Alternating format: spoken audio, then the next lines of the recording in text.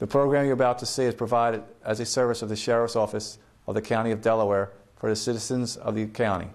As such, the county makes no representation as to the suitability of this information for the particular purpose. To that extent, if you use or implement this information in your own setting, you do so at your own risk. The information provided during the TV show is solely for your own use and cannot be sold.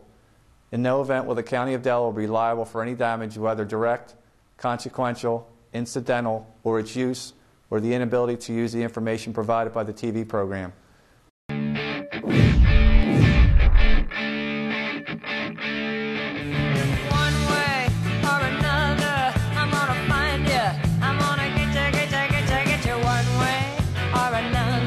I'm gonna win ya. I'm gonna get you, get you, get you, get you. Where I see it all, find people.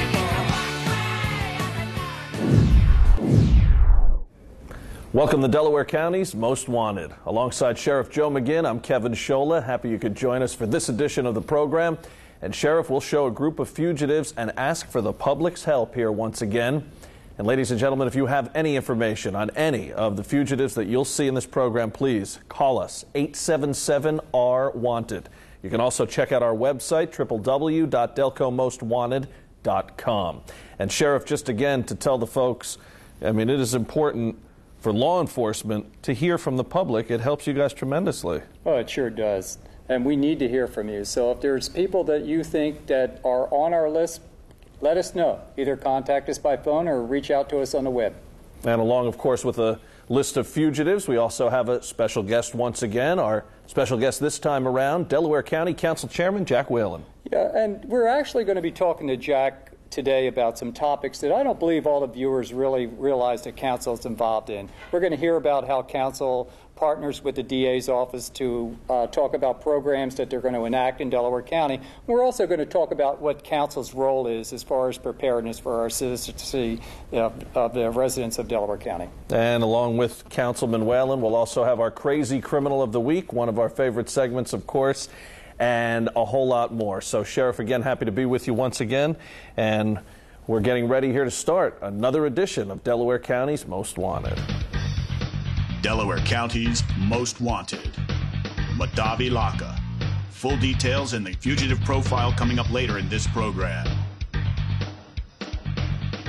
Paul Scott, Ward Street, Chester, charged with terroristic threats, riot, and wanted for failure to appear for court. Michael DiLorenzo, Collingdale, PA, charged with theft by unlawful taking, theft by deception, and wanted for failure to appear for court. Joseph Jones, wanted for failure to appear for criminal court and failure to pay child support $30,000, charged with simple assault, terroristic threats, harassment, recklessly endangering another. Marcelo Riley, a.k.a. Mark Riley, charged with burglary, criminal trespass, theft, unauthorized use of a motor vehicle, wanted for failure to appear for court. Eric Thornton, Jr., charged with simple assault, harassment, and wanted for failure to appear for court. To make anonymous reports or for more information, call 1-877-R-WANTED or visit DelcoMostWanted.com.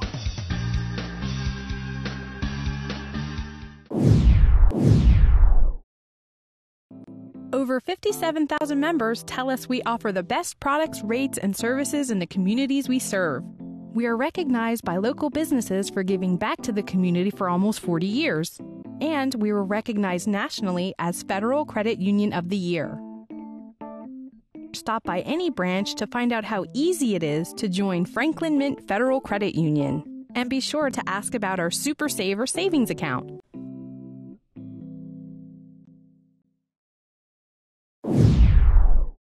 We're joined now by Councilman Jack Whelan, the chairman of the Delaware County Council. And Councilman, thanks so much for joining us. Thank you, Kevin. It's great to have you here. And, I just want to ask you first, local government, a lot of people shy away from it. What was the turning point for you? What was the decision-making process to get involved on a local level? Well, Kevin, right here in Delaware County, I served as a prosecuting attorney for many years. I handled a lot of their serious cases.